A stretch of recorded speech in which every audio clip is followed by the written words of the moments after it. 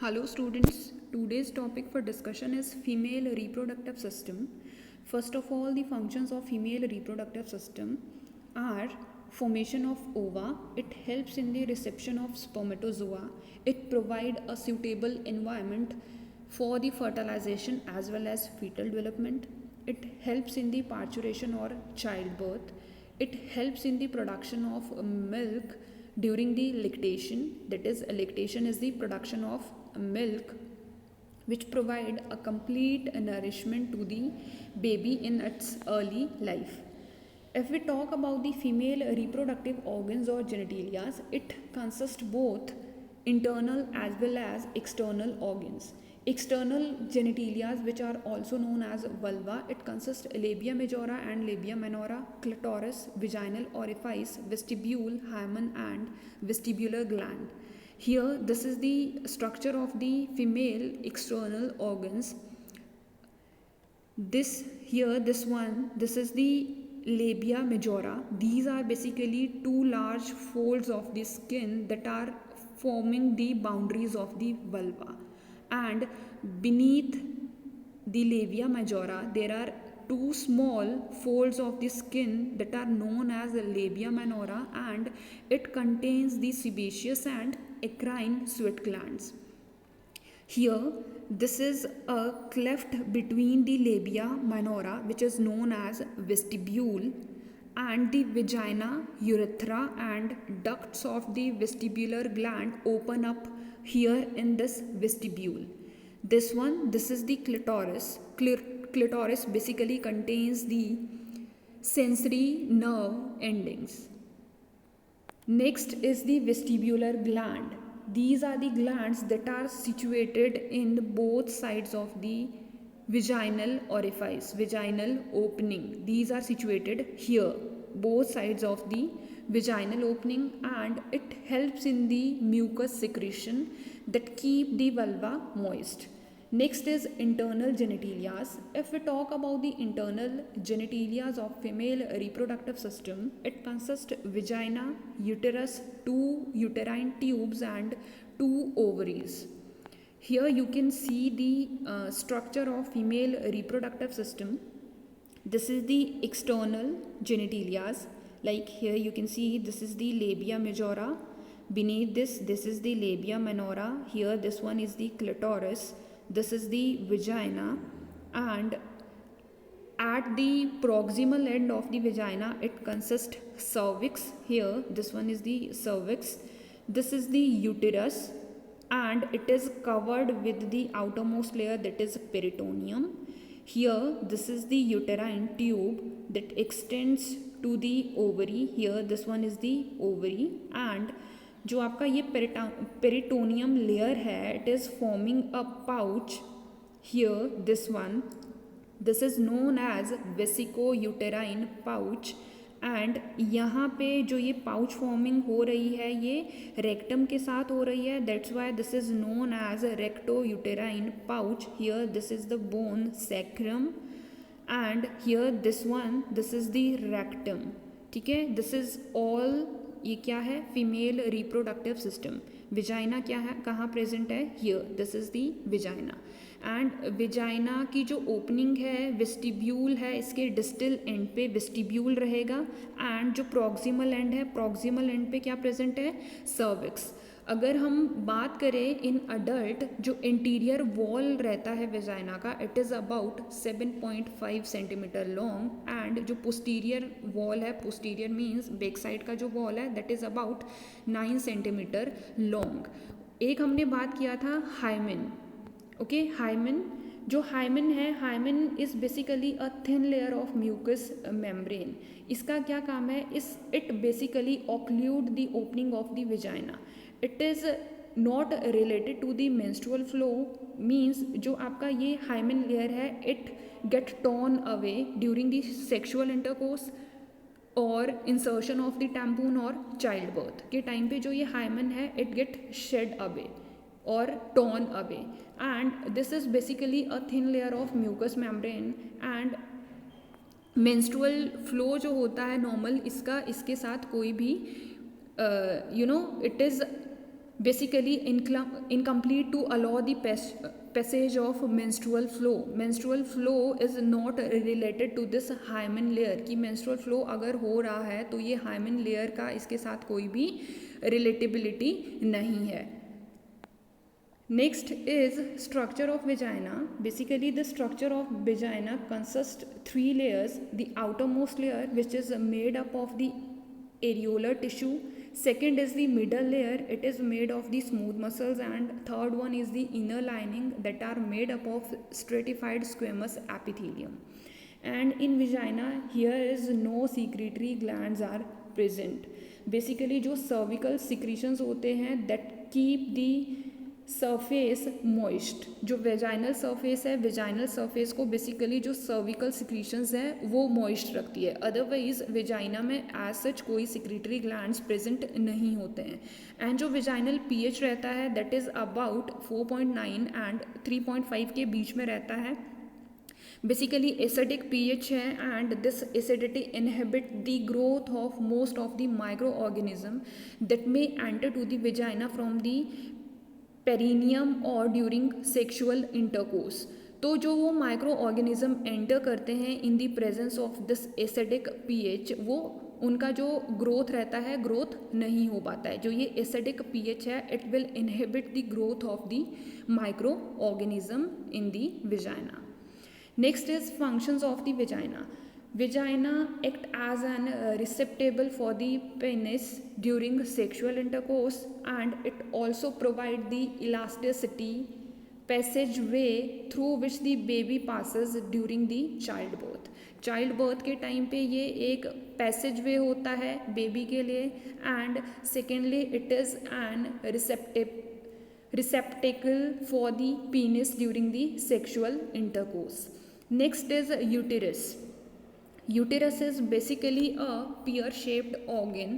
It lies in the pelvic cavity between the urinary bladder and rectum. Here, this is the, you can see here, this one, this is the uterus. Okay, here, this is the uterus, and it basically lies in the pelvic cavity between the urinary bladder. ये देखो ये यहाँ पे क्या है, ये urinary bladder है and fundus body and the cervix are the parts of the uterus. ये देखो यहाँ पे दिस इज दी यूटेरस, और यूटेरस का जो पार्ट है दैट इज फंडस, ये वाला this is the fundus, this is the body and here this one is the cervix. Here this one, this is the cervix. Fundus basically it is a dome shaped part of the uterus above the opening of uterine tubes. ये uterine tube की opening है यहाँ से, और यहाँ पे जो ये डोम शेप्ड स्ट्रक्चर है दिस इज फंडस. जो बॉडी है, body is basically the main part of the uterus and body continues to the cervix. Here this one is the cervix, or you can say neck of the uterus. Next is, if we talk about the structure of this uterus, it basically composed of the 3 walls of the tissue. Number 1, this is the peritoneum. जो outer most layer है ये क्या है, this is the peritoneum. जो peritoneum layer है अगर आप इसको देखोगे इसका जो distribution है वो different है. डिफरेंट सरफेसेस पे इसका जो डिस्ट्रीब्यूशन है दैट इज़ डिफरेंट. एंटीरियरली अगर हम देखें, एंटीरियरली मीन्स जो फ्रंट व्यू है, अगर फ्रंट साइड से हम देखें तो it lies over the fundus and the body. ये यहाँ पे बॉडी है एंड ये फंडस है. तो ये कहाँ पे प्रेजेंट है, एंटीरियरली फंडस एंड बॉडी पे प्रेजेंट है, और ब्लैडर के साथ जाके ये एक पाउच की फॉर्मेशन कर रहा है. ये वाला देख रहे हो यहाँ पे, ये ब्लैडर है, ब्लैडर के साथ जाके एक पाउच की फॉर्मेशन हो रही है. इस पाउच को हम क्या बोलेंगे, वेसिको यूटेराइन पाउच. एंड अगर पोस्टीरियरली देखें, posteriorly it is basically covering the fundus and the body and cervix and fold back to the rectum. यहाँ रेक्टम के साथ में फिर से ये एक फोल्ड सा फॉर्म कर रहा है. जो ये फोल्ड यहाँ पे फॉर्म कर रहा है इस फोल्ड को हम बोलेंगे रेक्टो यूटेराइन पाउच. ठीक है, नेक्स्ट ये थी जो आउटर मोस्ट लेयर है, दैट इज पेरीमीट्रियम। पेरीमीट्रियम के बाद नेक्स्ट लेयर आती है myometrium. Here this one, this is the myometrium जो आपका सेकेंड लेयर है। This is the thickest layer of the tissue of the uterine wall. Third जो layer आती है that is endometrium. Here this one, this is the endometrium. It basically consist the columnar epithelium covering. And इस layer का क्या काम होगा, ये layer help करती है म्यूकस सिक्रीशन में। जो टिब्यूलर ग्लैंड में जो म्यूकस सिक्रीशन हो रही है वो कहाँ हो रही है, एंडोमीट्रियम में। And endometrium is richly supplied by the blood. अगर हम सपोर्टिंग स्ट्रक्चर की बात करें, जो यूटेरस के सपोर्टिंग स्ट्रक्चर्स है, supporting structure consist broad ligament, round ligament, uterosacral ligament ये वाला, then transverse cervical ligament and pubocervical fascia. Function of the uterus include it, basically जो आपका एंडोमेट्रियम लेयर होता है it undergoes a regular monthly cycle. जो menstrual cycle होती है, menstrual cycle में ये हेल्प करता है। बेसिकली जो एंडोमेट्रियम लेयर है that gate rupture and menstrual cycle जो है वो शुरू होती है। And all this process is controlled by the hypothalamic and anterior pituitary hormone. जो हाइपोथैलेमस है, हाइपोथैलेमस एंटीरियर पिट्यूटरी को सिग्नल देगा, एंटीरियर पिट्यूटरी से कुछ हार्मोन्स रिलीज होंगे एंड उन हॉर्मोन्स की हेल्प से एक रेगुलर मंथली साइकिल में चेंजेस आते हैं। दैट इज़ जो मेंस्ट्रुअल साइकिल चलता है वो किसके कंट्रोल में होता है, आपका hypothalamus and anterior pituitary hormone के कंट्रोल में होता है। Menstrual cycle basically prepare the uterus to receive, nourish and protect the fertilised ovum. जो मेंस्ट्रुअल साइकिल स्टार्ट होता है वो प्रिपेयर करता है यूटेरस को कि वहाँ पे जो फर्टिलाइज्ड ओवम है, फर्टिलाइज्ड ओवम एंटर होगा and it receive and nourish the fertilised ovum. अगर ओवम फर्टिलाइज्ड नहीं है, ठीक है, तो क्या होगा, जो यूटेराइन आपकी जो यूटेराइन लाइनिंग है, जो एंडोमेट्रियम है दैट गेट शेड होगी एंड हमारी मेंस्ट्रुअल साइकिल जो है वो स्टार्ट हो जाएगी। बट अगर आपका जो ओवम है, ओवम इज फर्टिलाइज्ड, तो क्या होगा, जायगोट फॉर्मेशन होगा and that zygote embed itself into the uterine wall and uterine secretion जो है that will provide the nourishment to the ovum before it implants into the endometrium. तो basically uterus के function क्या है, एक तो menstrual cycle जब होगी, जब एंडोमेट्रियम जो है वो शेड हो जाएगी। अगर जो ओवम है, ओवम की अगर फर्टिलाइजेशन नहीं है तो एंडोमेट्रियम शेड हो जाएगी, क्योंकि हाइपोथैलेमस से सिग्नल आएगा, पिट्यूटरी हार्मोन रिलीज करेगी एंड जो एंडोमेट्रियम है that get shed and menstrual cycle जो है वो स्टार्ट हो जाएगा। अगर ओवम फर्टिलाइज्ड होगा तो क्या होगा, मीन्स जायगोट फॉर्मेशन हुआ है एंड जो जायगोट है that get embed on the uterine wall, और जो यूटेराइन सिक्रीशन है that provide the nourishment to that ovum and before it get implant into the endometrium. Next is uterine tube. Uterine tube को हम बोलते हैं fallopian tube.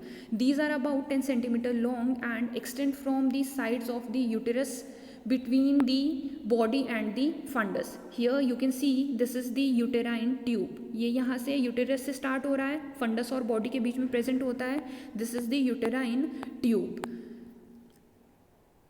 जो covering है, outer most covering है, it is covered with the peritoneum and function of the uterine tube is to propel the ovum from the ovary to the uterus by peristalsis and ciliary movement. यहाँ पे जो ovum की formation हो रही है, these are the ovaries, ovaries से जो ovum की फॉर्मेशन हो रही है उसको ये प्रोपेल करता है towards the uterus. Uterine tube ovum की को प्रोपेल करती है, हेल्प करती है कि वो कहाँ पे एंटर करे, आपका यूटेरस में एंटर करे।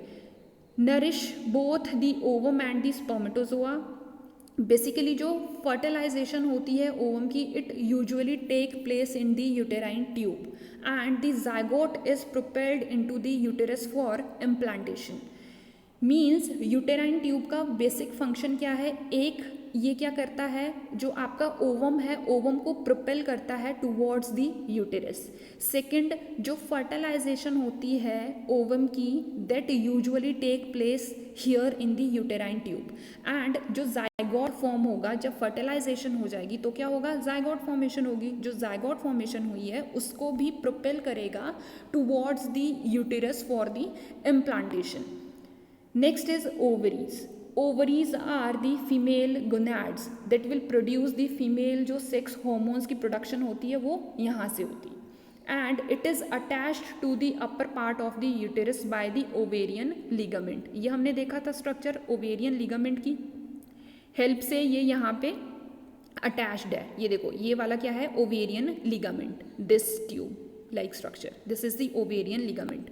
ओवेरियन लिगामेंट की हेल्प से ये अटैच होती है to the uterus and back of the broad ligament by mesovarium. अगर बैक साइड से देखें तो मीजोवेरियम की हेल्प से ये अटैच्ड रहती है। Then structure, there are basically 2 layers of tissues that are present in ovaries. Number 1 is medulla and cortex. Medulla lies in the center and it basically consists the fibrous tissue, blood vessels and nerves. And जो cortex होता है it is the surrounding of the medulla, surrounds the medulla को ये surround करता है। and जो cortex है, cortex basically consists the ovarian follicle। जो ovarian follicle है, each ovarian follicle consists ovum. Ovarian follicle के अंदर में क्या प्रेजेंट होता है, ओवम। ये हम डिटेल में पढ़ेंगे जब हम मेंस्ट्रुअल साइकिल पढ़ेंगे। Basically 20 about after every 28 days one or more ovarian follicle mature, rupture and release its ovum into the peritoneal cavity.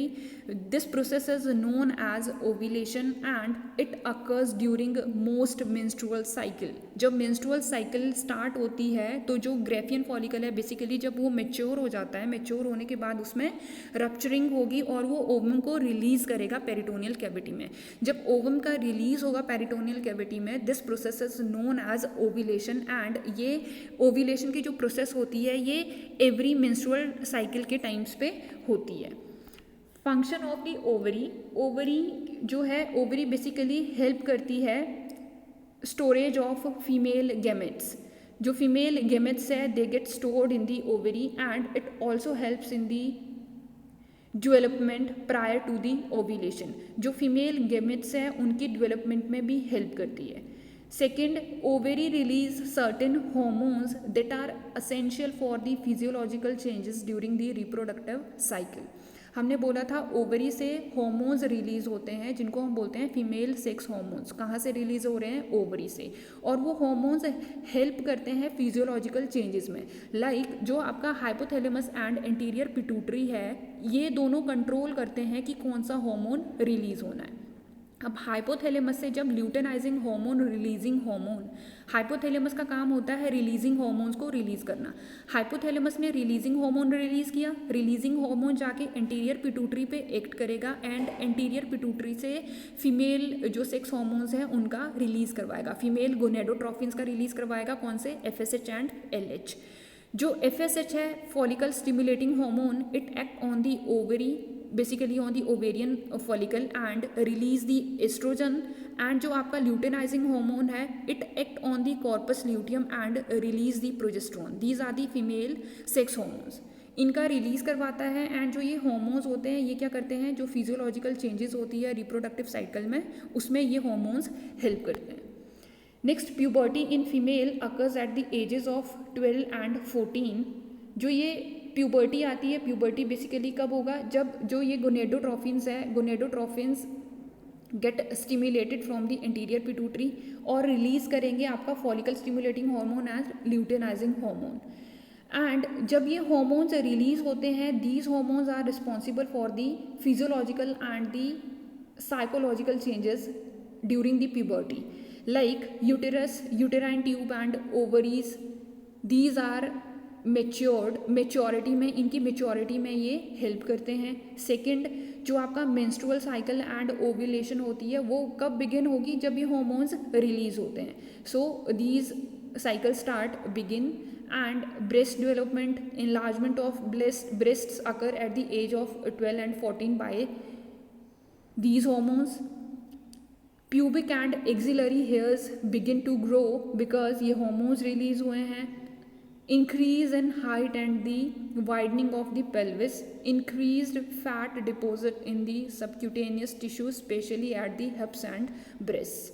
तो ये जो चेंजेस आ रहे हैं, ये चेंजेस किसकी हेल्प से आ रहे हैं? जो ये हॉर्मोन्स रिलीज हो रहे हैं. These hormones are responsible for the physical as well as psychological changes that take place during the puberty. So this is all about the female reproductive system. Thank you.